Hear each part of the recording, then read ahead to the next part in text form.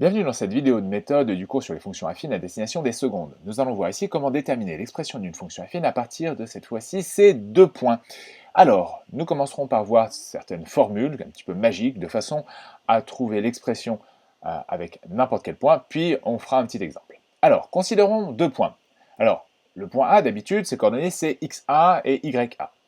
Mais on va dire que xa, ça va être le nombre a, et comme mon point A appartient à la fonction que je veux, eh bien ya, c'est f de a.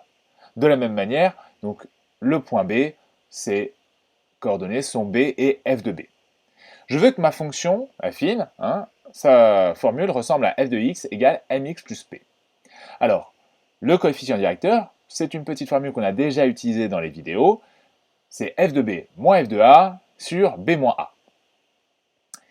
Et alors, pour l'ordonner à l'origine, on va utiliser la formule.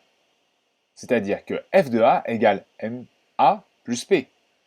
Donc, p égale f de a moins ma. Donc ça, c'est si on avait pris les coordonnées du point A, mais ça marche aussi avec les coordonnées du point B. Si f de b égale mb plus p, alors p égale f de b moins mb.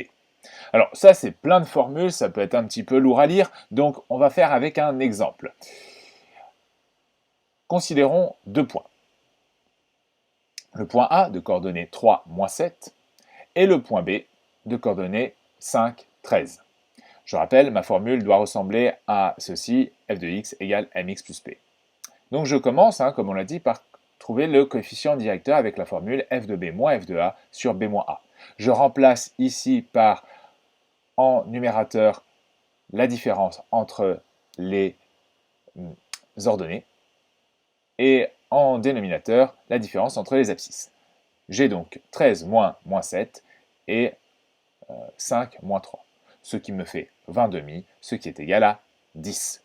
Je peux donc déjà remplacer dans ma formule, f de x n'est plus égal à mx plus p, mais à 10x plus p. Alors, j'utilise ça pour le reste. Donc, je sais que f de 3, c'est égal à 10 fois 3, parce que 10, c'est le coefficient directeur, et 3, eh bien, c'est l'abscisse du point A, plus P. Donc, moins 7 égale 30 plus P. Donc, P égale moins 7 moins 30. Donc, P égale moins 37. Alors, si jamais vous n'êtes pas sûr juste avec le point A, on peut très bien le faire avec le point B. Je sais que f de 5 égale 10 fois 5 plus P, c'est-à-dire que 13 égale 50 plus P.